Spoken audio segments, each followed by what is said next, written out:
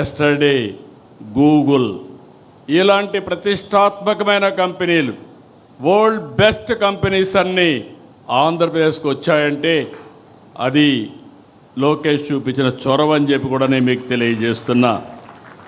అందుకే ఈరోజు అదనంగా వర్కింగ్ ప్రెసిడెంట్ బాధ్యతలు అప్పచెప్పాం. కానీ బాధ్యతలు అప్పచెప్పినప్పుడు నేను ఒకటే చెప్తున్నా మీ అందరికీ, నేను బ్లైండ్గా ఎవరికి బాధ్యతలు అప్పచెప్పను. నా కమిట్మెంట్ ఈ రాష్ట్రం.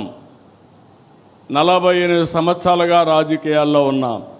అలాంటి నా కమిట్మెంటు ఈ రాష్ట్రం యొక్క ప్రయోజనాలను శాశ్వతంగా ఎవరు కాపాడతారో వారికి నేను ప్రోత్సహిస్తా, అండగా ఉంటా. అదే రాబోయే రోజుల్లో ఈ రాష్ట్రంలో మనం ఇచ్చే ఒక లెగసీ అని చెప్పి కూడా నేను మీకు తెలియజేస్తున్నా. ఈరోజు ప్రతిపక్షంలో పోరాటాలు చేస్తే జనం హర్షిస్తారు. కానీ అధికారంలో పదవి అంటే అటు ప్రజల్ని ఇటు పార్టీని మెప్పించాలి, ఒప్పించాలి, మార్పు చేసి చూపించాలి. మీ పనితీరుపై నమ్మకంతో పార్టీ ఇచ్చిన పదవికి న్యాయం చేయండి. అందరితో సమన్వయం చేసుకోండి. నిర్ణయాలు తీసుకుని పార్టీని ఎక్కడికక్కడ ముందుకు నడిపించడంలో అందరూ కూడా ముందుకు పోవాల్సిన అవసరం ఉంది. ప్రతి పోలింగ్ బూత్లోనూ మనం బలపడాలి. కొత్తగా తీసుకొచ్చిన క్లస్టర్ యూనిట్ బూత్ని మనం బలోపేతం చేయాలి. ఓట్ల శాతం పెరగాలి. మీరందరూ బ్రహ్మాండంగా పనిచేస్తున్నారంటే 2024లో వచ్చిన ఎన్నికల్లో వచ్చిన ఓట్ల కంటే ఎక్కువ సాధించగలిగితే అప్పుడే మీరు సమర్థవంతంగా పనిచేసినట్టు. ఇది మీ అందరికీ గీటు రాయి. ఇదొక ప్రతిష్టని మరొకసారి మీ అందరికీ విజ్ఞప్తి చేస్తున్నా. సవాళ్ళు ఎన్నో ఉంటాయి. 24 ఎన్నికల ముందు పరిస్థితులు, ఎన్నికల ఫలితాలు అన్నీ మీకు తెలుసు. కార్యకర్తలు, నాయకులు ఎన్నో పోరాటాలు చేశారు, ఎన్నో త్యాగాలు చేశారు, ఎన్నో ఇబ్బందులు పడ్డారు. నాకు ప్రతి ఘటన, ప్రతి ఒక్కరి పోరాటం, ఆ రోజుల్లో మిమ్మల్ని కాపాడడానికి నేను పడిన తపన నాకు అనునిత్యం నా మైండ్లో ఉందని చెప్పి కూడా నేను మీకు తెలియజేస్తున్నా. రాష్ట్ర చరిత్రలోనే విజయం మన బాధ్యతను పెంచింది. ప్రజల నమ్మకం, ఆశలు, ఆకాంక్షలు ఉన్నాయి. అందుకే ప్రతిరోజు ఒక దీక్షతో, ఒక లక్ష్యంతో, ఒక పవిత్రమైన యజ్ఞం కోసం పనిచేస్తున్నాం. వెంటిలేటర్ పైనున్న ఆర్థిక వ్యవస్థని ఈరోజు కేంద్రం సహాయంతో బయట తీసుకురాగలిగాం. మన అనుభవంతో అనునిత్యం ఏ విధంగా పనిచేయగలుగుతామో పనిచేసుకుంటూ ముందుకు పోయాం. ఒక్కొక్క అడుగు వేసాం. బ్రిక్ బై బ్రిక్ బిల్డప్ చేశాం. నిలిచిపోయిన కేంద్ర పథకాలన్నీ పునరుద్ధరించాం. అప్పులను రీషెడ్యూల్ చేసి వడ్డీ రేట్లు తగ్గించాం. వ్యవస్థల్ని ఘాటిన పెట్టాం. సూపర్ 6 హామీలు నెరవేర్చాం. సంక్షేమ కార్యక్రమాలు చేస్తున్నాం. అభివృద్ధికి మారుపేరుగా ఆంధ్రప్రదేశ్ని తయారు చేశాం. ఎవ్వరికీ ఎక్కడా ఇబ్బంది లేకుండా సుపరిపాలనకు నాంది పలికాం. వాట్సాప్ గవర్నెన్స్లో ఎవ్వరు ఆఫీస్కి వచ్చే పని లేకుండా పనిచేసే పరిస్థితికి వచ్చాం. తప్ప తక్కువ సీట్లు రావు. అదే సమయంలో మీరు గుర్తుపెట్టుకోవాలి, ఏదో ఎక్కువ సీట్లు వస్తాయని మీరు అతిగా ప్రవర్తిస్తే ఓట్లు పోవడమే కాకుండా పార్టీకి అప్రతిష్ట పాలు వస్తుంది. అవసరమైతే నేను ఒకటే చెప్తున్నా, గతంలో పాలకుల యొక్క గర్వాన్ని చూశాం, అహంకారాన్ని చూశాం. ప్రజలు ఏ విధంగా బుద్ధి చెప్పారో చూశాం. ఇంట్లో నుంచి బయట రాలేకపోయాం. హామీలు మాట్లాడాం. కడాన కొంతమంది సైలెంట్ అయిపోయారు. కానీ ఆ రోజు ఈరోజు వీరోచితంగా పోరాడింది తెలుగుదేశం పార్టీ కార్యకర్త పోరాడారు, నాయకులు పోరాడారు. దాన్ని కాపాడుకుంటూ వచ్చాం. అందుకే మళ్ళీ నేను రిమైండ్ చేసేది, ప్రజల పట్ల గౌరవంగా ఉందాం. బూతులు, వివాదాలు, దాడులు, గొడవలు, సెటిల్మెంట్లు ఇవి మన దగ్గరికి రాకూడదు.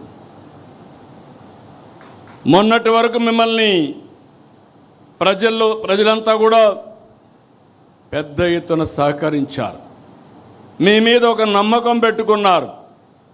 ఈరోజు ప్రజలు మిమ్మల్ని కూడా వాచ్ చేస్తున్నారు, ఒక కన్నేసి పెట్టారు.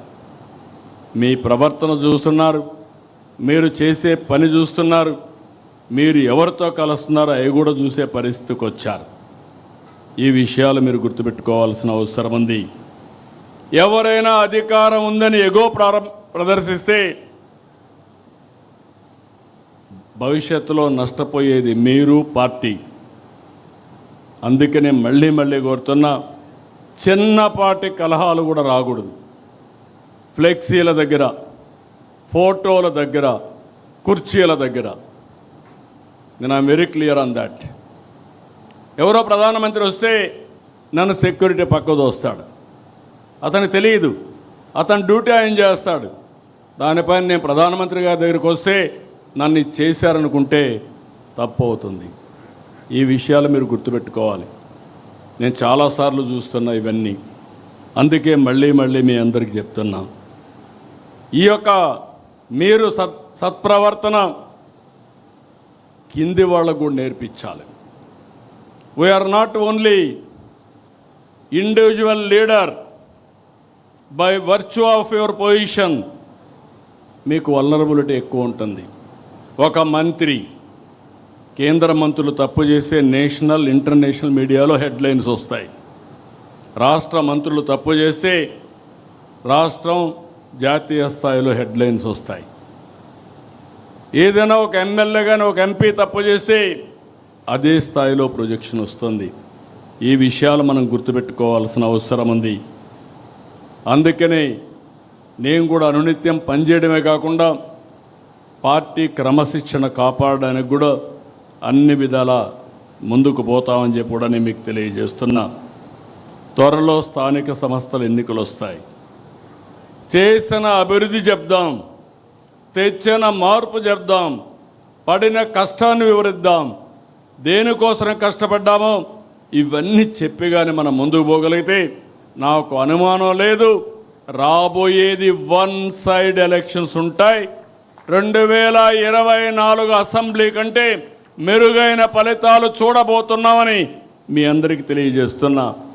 మళ్ళా అభ్యర్థుల ఎంపికలో మీరు తప్పు చేస్తామంటే మాత్రం కుదరదు. ఏది కూడా ప్రతి ఒక్కటి కూడా నిష్ఠతో చేయాలి, మనసు పెట్టి చేయాలి, భవిష్యత్తు కోసం పనిచేయాల్సిన అవసరం ఉంది. కొంతమంది అనుకుంటున్నాం ఏదో మేము అయిపోయాం, ఎమ్మెల్యే అయిపోయాం, మంత్రులు అయిపోయామని. 2 ఏళ్ళు అయిపోయింది, 3 ఏళ్ళలో మళ్ళా ఎలక్షన్స్ వస్తాయి. మీకు అందరికీ గుర్తుపెట్టుకోవాలి. వన్ టైం ఉండాలంటే ఒక ఆలోచన, శాశ్వతంగా ఉండాలంటే ఇంకొక ఆలోచన. శాశ్వతంగా ఉండాలంటే శ్రమపడ్డాలి. ఏమైనా పర్వాలేదు, పార్టీ ఏమైనా పర్లేదు, పార్టీ మీద ఉంటే నేను గెలుస్తానంటే మాత్రం కుదరదు. ఈ విషయం మనందరికీ గుర్తుండాల్సిన అవసరం ఉంది. దయచేసి ఇక్కడ పిలిచింది కూడా ఈరోజు నేను ఎంపీలని పిలిచాను, ఎమ్మెల్యేలను పిలిచాను, నేషనల్ పార్టీ ఎగ్జిక్యూటివ్స్ కానీ కార్యవర్గాన్ని అందరిని పిలిచాం, రాష్ట్ర పార్టీ కార్యవర్గాన్ని పిలిచాం. అందరం కూడా ఈ రోజు నుంచి మనస్పర్ధలు లేకుండా అందరం కూడా ఒక పద్ధతి ప్రకారం పనిచేసే పరిస్థితి రావాలి. అన్నింటికంటే ప్రజాహితమే ధ్యేయంగా మనం పనిచేస్తే ఈ సమస్యలు ఉండవు. ఎంపీలు, ఎమ్మెల్యేలు కలిసి పనిచేయాలి. ఎమ్మెల్యే ఆ కాన్స్టిట్యున్సీలో ఉండే కమిటీలతో కలిసి పనిచేయాలి. ఎంపీ పోయినప్పుడు నేను చూస్తున్న అప్పుడప్పుడు ఎమ్మెల్యేలు నేను చెప్పినప్పుడే నువ్వు రావాలనడం, అదే మరి ఎమ్మెల్యేలంతా కూడా కార్యకర్త నా మాటలు వినకుండా, నా పర్మిషన్ లేకుండా చేయకూడదని చెప్పడం, ఆదేశాలు ఇవ్వడం. అంటే ఈయన పర్మిషన్ లేకపోతే మండల పార్టీ ప్రెసిడెంట్ పనిచేయకూడదు, క్లస్టర్ పనిచేయకూడదు, యూనిట్ పనిచేయకూడదు. ఒకవేళ ఎంపీ వచ్చినా అక్కడ ఎవరు ఈయన రిసీవ్ చేసుకోకూడదు ఆయన చెప్పే వరకు. ఇది మంచి పద్ధతి కాదు. ఒకప్పుడు తెలుగుదేశం పార్టీ ఒక ఉన్నతమైన సాంప్రదాయాలతో ఒక మండల పార్టీ ఎన్నిక ఎమ్మెల్యేకి సంబంధం లేదు. ఆ మీటింగ్లో ఆయన ఉండడు. అందరినీ కూర్చొని సెలెక్ట్ చేసి ఎవరైతే మండల పార్టీ ప్రెసిడెంట్ ఉన్నాడో ఆ పార్టీ అధ్యక్షుడితో ఆయన పనిచేయించుకోవాలంతే. అలాంటి సాంప్రదాయాలు ఉండే పార్టీ అందుకే ఈరోజు నిలబడింది. లేకపోతే ఇంకోటి కూడా చెప్తున్నా, మీరందరూ గుర్తుపెట్టుకోవాలి. తెలుగుదేశం పార్టీ కార్యకర్తలు మాతో ఉంటారనుకుంటారు. మీరు అధికారంలో ఉన్నంత వరకు ఉంటారు. టికెట్ ఇస్తే మీతో ఉంటారు. టికెట్ ఇవ్వని మరుక్షణం తెలుగుదేశం పార్టీతో ఉంటారు. ఆ జెండాకే పనిచేస్తారు. నేను చాలా ఎన్నికల్లో చూశా. నాట్ 1 or 2 ఎలక్షన్స్, 9 ఎన్నికల్లో చూశా. 45 ఏళ్లుగా చూస్తున్నా. అది తెలుగుదేశం పార్టీ కార్యకర్త యొక్క విశిష్టత అని చెప్పి కూడా నేను మీకు తెలియజేస్తున్నా. ప్రజా సమస్యలు పరిష్కారం చేయడంలో కూడా మనం చాలా వరకు జాగ్రత్తగా ఉండాలి. ఓపికగా తీసుకోవాలి. ఇక్కడ కానీ జిల్లాల్లో కానీ మీరు ఇవన్నీ తీసుకుని ఎక్కడికక్కడ ఇవన్నీ పరిష్కారం చేయాలి. ఇంకొక పక్కన మనం పెట్టే కార్యక్రమాలన్నీ ఏదైనా చిన్న చిన్న సమస్యలుంటే దాన్ని ఇంకా ఏ విధంగా ఇంప్రూవ్ చేయగలుగుతామో దానికి కూడా మీరు దోహదం చేయాల్సిన అవసరం ఉంది. ప్రతి ఒక్క నాయకుడిని ఈరోజు మిమ్మల్ని ఒకటే కోరుతున్నా, మన వల్ల పార్టీ ప్రతిష్ట పెరగాలి. సీనియర్స్ కూడా కోరుతున్నా, ఈ పర్వాలేదు తర్వాత చూసుకుందాం, నా ఇష్ట ప్రకారం చేద్దామంటే మనం పార్టీకి అన్యాయం చేసిన వాళ్ళు అవుతాం. చివరిగా చెప్తున్నా, పార్టీ గౌరవాన్ని పెంచేలా ప్రభుత్వ ప్రతిష్ట పెంచేలా మీరందరూ కూడా పనిచేయాలి. పార్టీ శాశ్వతంగా ఉండాలి. అధికారంతోనే ఉండాలి. తెలుగుదేశం బాగుంటే రాష్ట్రం బాగుంటుంది, ప్రజల భవిష్యత్తు బాగుంటుంది.